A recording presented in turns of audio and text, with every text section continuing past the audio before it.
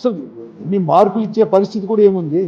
కేవలం వాళ్ళు red book రాజ్యాంగం అని చెప్పేసి వాళ్ళు చేసి అమలు పరిచినామని చెప్పేసి ఈరోజు అంబేద్కర్ రాజ్యాంగాన్ని పక్కన పెట్టి పోలీసు వారిని ముందు పెట్టి పరిపాలన పాలించి భయభ్రాంతులు చేస్తుంది తప్ప ఈరోజు వాళ్ళకు మార్కులు తీసుకునే పరిస్థితులు కూడా ఈరోజు కూడా ఎక్కడికి అప్పుడే నేను చెప్తున్నాను. ఆ రోజు జగన్మోహన్ గారి యొక్క ప్రభుత్వం కేవలం 3,32,000 కోట్లు 5 సంవత్సరాల్లోనే మాత్రమే అప్పు చేసి 4,73,000 కోట్ల రూపాయలు 55,000 కోట్ల రూపాయలు 4,50,000 డీబీటీ అండ్ నాన్ డీబీటీ ద్వారా ప్రజలకు సంక్షేమం అందించింది, అభివృద్ధి కార్యక్రమం కూడా తీసుకొని వచ్చేసింది. కానీ మీరు ఎక్కడ కానీ మీరు చేయలేదు. ఇంత అప్పు చేసినా కూడా 3,60,000 కోట్లు దానిపైన చేయమని చెప్పి మేము ఒక వైట్ పేపర్ పబ్లిష్ చేయండి అని చెప్తున్నాం.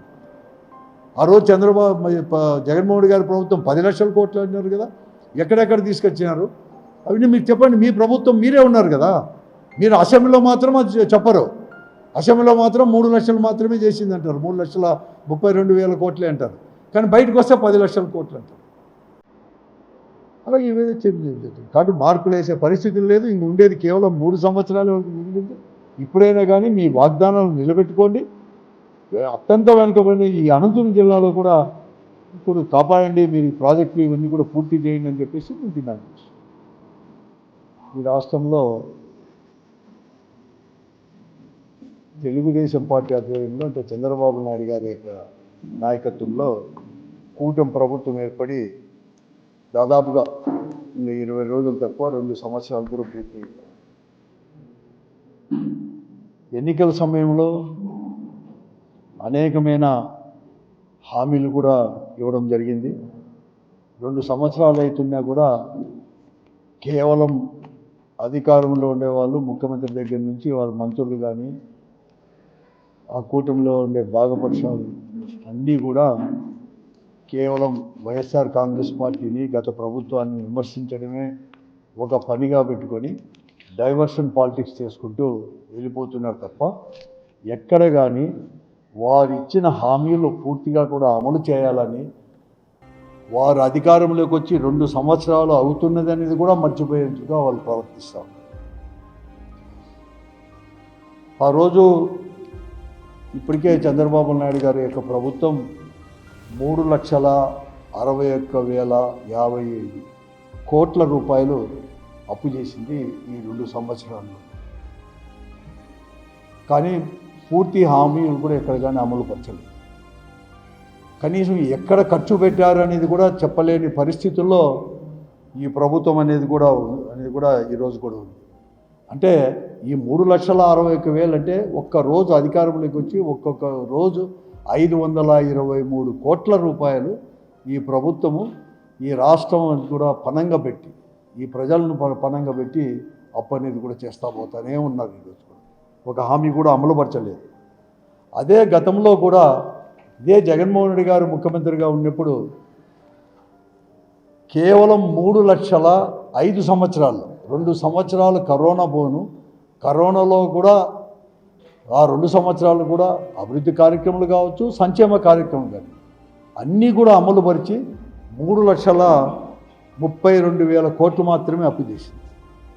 అధికారికంగా చెప్తున్నాం.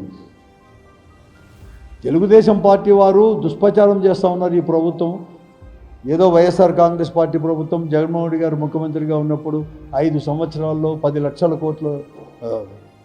లక్షల కోట్ల రూపాయలు అప్పు చేసిందని చెప్పేసి దుష్ప్రచారం తప్ప ఎక్కడ కానీ వారు అధికారికంగా చాలా మార్లు కూడా అడిగాం.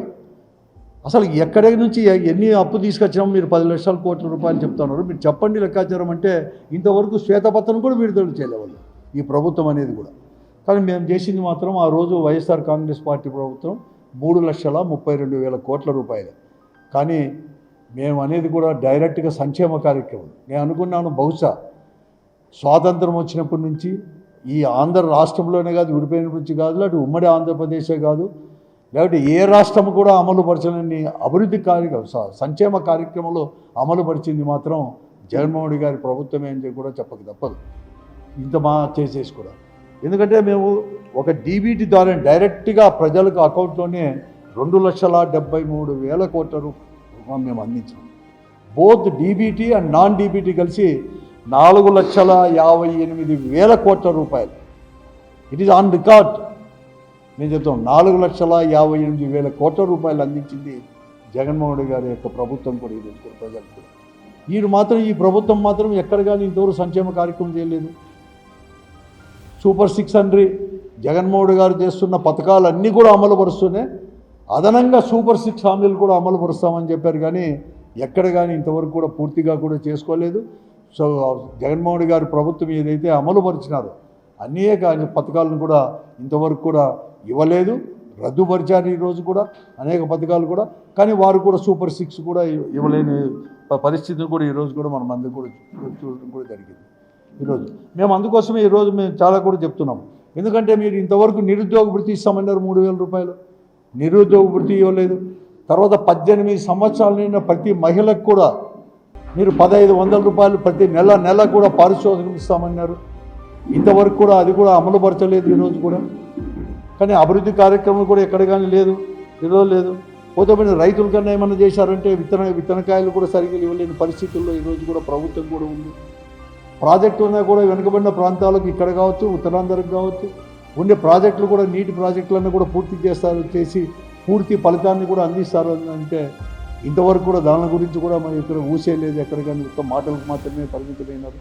కానీ ఈరోజు కేవలం వైఎస్ఆర్ కాంగ్రెస్ పార్టీని విమర్శించడం, లేకపోతే వైఎస్ఆర్ కాంగ్రెస్ పార్టీని మాత్రం విమర్శించడం, 10 లక్షల కోట్లు అప్పు చేశారని చెప్పేసి లేనిపోని ప్రచారం చేసుకునే తప్ప మీరు అందరూ కూడా ఇంతవరకు కానీ ఏం చేయలేదు. నేను అందుకోసమే ఈరోజు చెప్తున్నాను, మేము 10 లక్షల కోట్లు అప్లై చేసినామని మీరు అంటున్నారు కదా, శ్వేతపత్రాన్ని విడుదల చేయండి.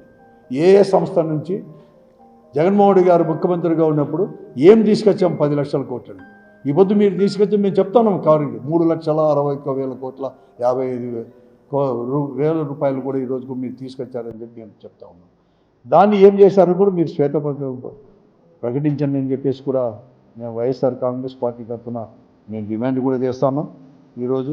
అంతేకాదు ఈరోజు ఆ రోజు జగన్మోహన్ రెడ్డి గారు ఏదైతే చేస్తున్నారో ఆ సంక్షేమ పథకాలన్నీ కూడా తీసుకొని రండి. ఆరోగ్యశ్రీ అనేది కూడా నీరు గారిపోయింది.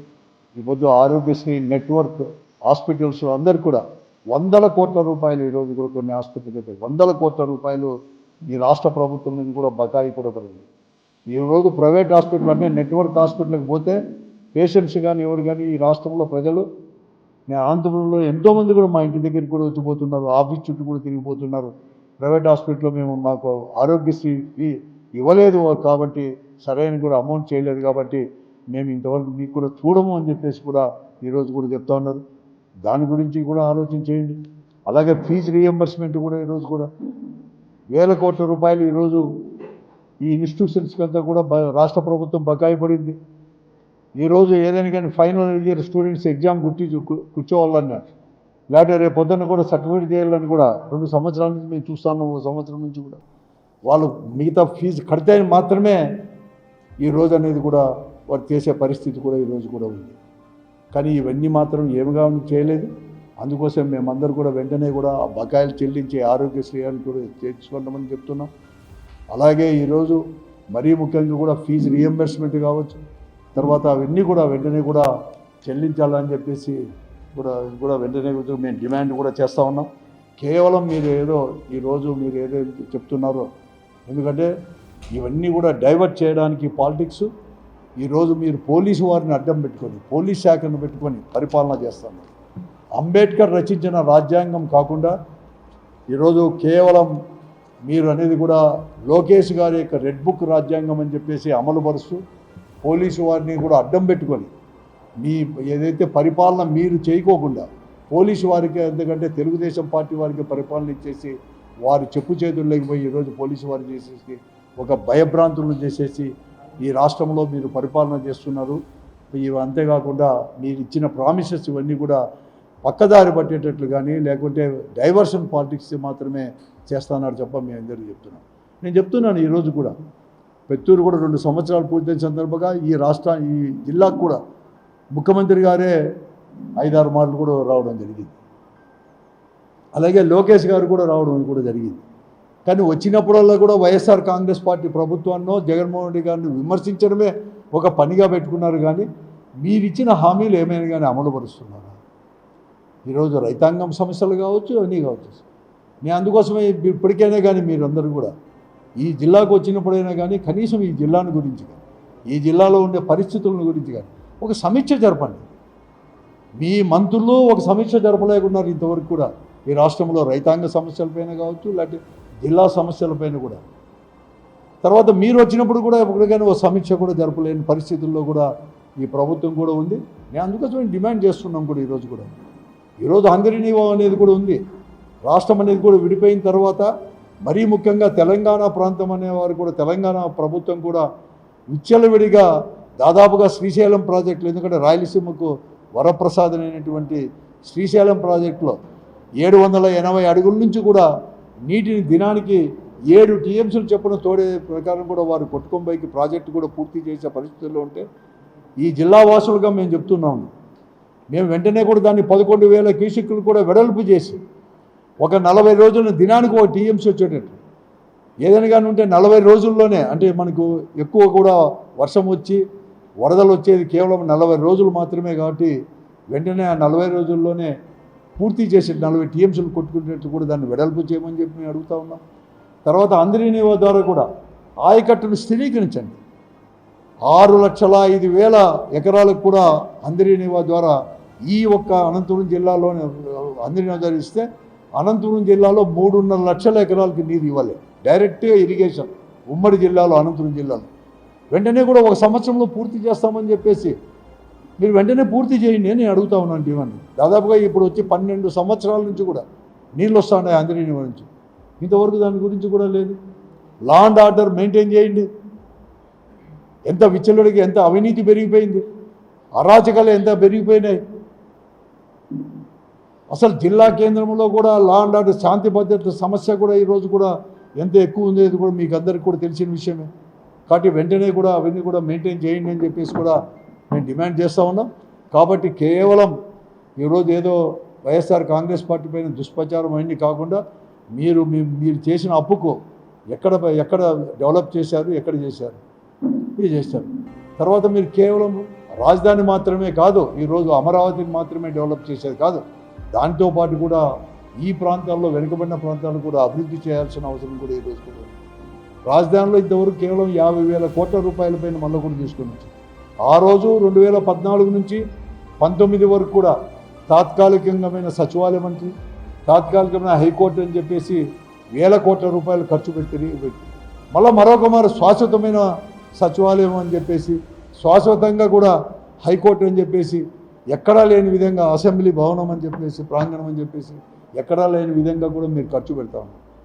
అమరావతిని వచ్చేసి మీకు క్రెడిట్ కార్డుగా ఉపయోగించుకుంటున్నారు ఈరోజు చంద్రబాబు నాయుడు గారు, వారి యొక్క అనుచరులు లేదంతా కూడా, అంతేగాని ఏం లేదు. కాబట్టి వెంటనే ఈ రాష్ట్ర డెవలప్మెంట్తో పాటు కూడా అనంతపురాన్ని కూడా సమగ్రంగా కూడా అభివృద్ధి చేయండి. ఇంకా మిగిలి ఉండేది కేవలం 3 సంవత్సరాలు మాత్రమే మీకు అని చెప్పేసి కూడా మేము డిమాండ్ చేస్తున్నాం. అలాగే లా అండ్ ఆర్డర్ కూడా మెయింటైన్ చేయండి. ఈరోజు అందరూ కూడా మీ వాళ్ళు చేస్తున్న అరాచకాల గురించి కూడా మీరందరూ కూడా డిస్కస్ చేయండి అని చెప్పి